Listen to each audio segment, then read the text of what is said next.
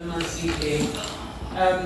my presentation is on navigating the lupus journey and my PhD pursuit.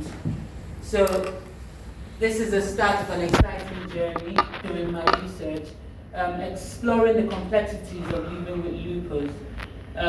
My purpose is to collate patients' lived experiences and uncover new insights that can improve the lives of those affected with autoimmune disease. And I think it was quite fascinating to hear other people talk about autoimmune diseases suffered with it. So understanding the landscape, so autoimmune disease, just like lupus, is where your body or your immune system needs organs for diseases. It does not recognize that these are good cells, rather it just attacks them. And it comes with debilitating symptoms.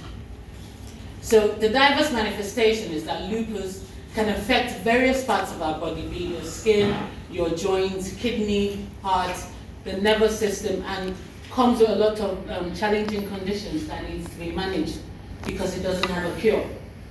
And then it has an unpredictable nature. So for a lupus patient, you can wake up today and you're feeling good, you're strong. Then maybe halfway of the day you're feeling sick, you're exhausted, or some days you're able to get out of bed. So my research is about the lived experience of Black patients with lupus, acceptance and adaptation leading to flourishing versus denial and rejection leading to languishing. And also to see if I can find evidence of the PAG-CHIME framework. I'll explain what that is. So acceptance and adaptation to flourishing. So self-awareness, embracing one's unique health challenges and cultivating deep understanding of the conditions and its impacts.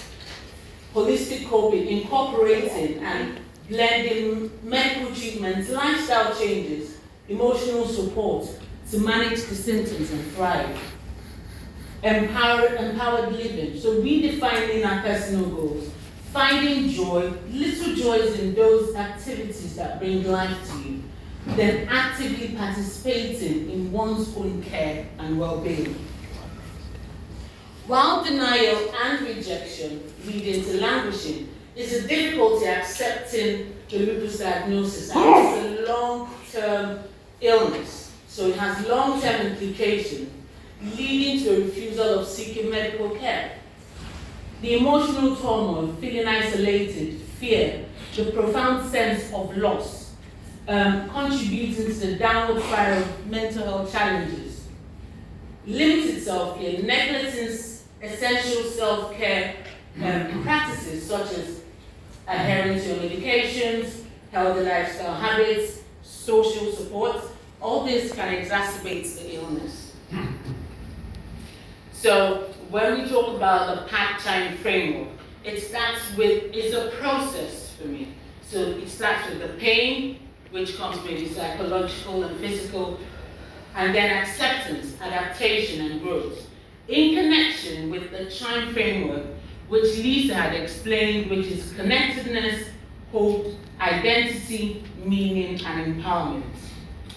So what's the CHIME framework? So that connectedness, the peer support, the relationships, support from others, being part of a community, your hope and optimism, belief in the possibility of recovery, of thriving, of managing, identity, dimensions of identity, rebuilding, re-identifying, redefining our positive senses, and overcoming the stigma of chronic illness. Meaning in life, the experience of spirituality, quality of life, meaningful life and social roles, meaningful goals, rebuilding life, then empowerment, personal responsibility, control over life, and focusing upon strengths. So what inspired the PAG-CHIME framework? So in the beginning, my friends wanted me to say that, in the beginning, it came with an autoethnographic account of my life with lupus. my lupus experience, the pain, physically and psychologically, the journey of self-reflection, rediscovering my purpose, meaning and empowerment, accepting the unpredictable nature of the disease, and adapting to my new normal. So what's pain? First of all, pain is that inherent adaptive reaction that safeguards us, our physical well-being, shielding our bodies from the real potential of harm. Nonetheless, it can give rise to distress, imposing significant burden, not just on the person, but on the society at large. So pain fundamentally characterized as a distressing personal encounter comprising of sensory, physical, and emotional or psychological impacts. So acceptance. Acceptance of illness is defined as the lack of negative response and emotions associated with the condition. It can be important to maintain self-esteem as well as the subjective perception of quality of life and the level of each person's activity in all spheres of life. By accepting the health condition, patients demonstrate an understanding of the chronicity of the disease symptoms, as well as an awareness of the disease's irreversibility and sometimes life-threatening consequences, making them more willing to undergo treatment and participate in the therapeutic process. So adapting, and I'll go with that, the greater the acceptance, the better the adaptation, and the less the discomfort caused by the disease. So Larkins argues that care, technology, family relationship, developmental levels, cultural values and beliefs, communication, economics, all play a role in one's ability to cope with chronic illness. Understanding how each of these factors affects chronic illness can help develop and implement appropriate adaptation strategies. So what is growth? And so many people have talked about post-traumatic growth. It needs to accommodate major stresses and may be experienced as a transformation. So pain in this aspect is a transformative part of pain to make people grow beyond their illness, so to see yourself less and less not defined by the chronic illness, by the stigma of that follows that chronic illness. So the experience of positive change that occurs because of the struggle with highly challenging crises. So it mutually interacts with life wisdom and the development of life narrative. It's an ongoing process, so it's not static.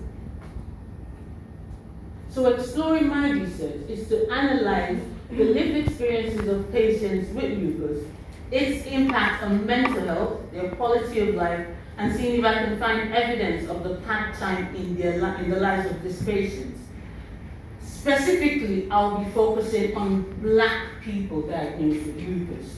So their access of treatment, coping strategies, and examining if their narrative falls in with the part-time framework, the role of acceptance and adaptation, or the role of rejection and languishing. So the third part is having a collaborative autoethnography. So exploring the impact of lupus on the life of the patient and also from the perspective of the carer. So the methodology and data collection. First of all is an autoethnographic account, so a collaborative autoethnographic account of the lived experience with lupus from a carer's perspective, and that carer happens to be my mom. And from a patient's perspective, that is myself.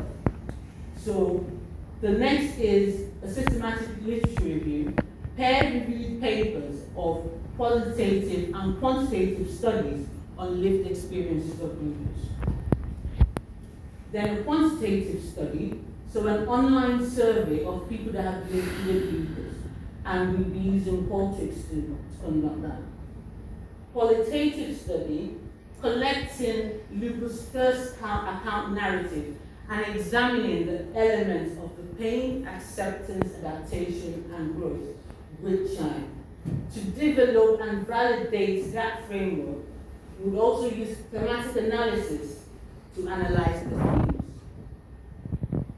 So the measures that I intend to use in the quantitative work is the core 10, the PERMA, to use to measure flourishing and languishing, the Time Self-Assessment Tool, the Pain Self-Assessment Tool, the Acceptance of Illness Scale, Psychological Adaptation Scale, and the Short Form Post-Traumatic Growth Index.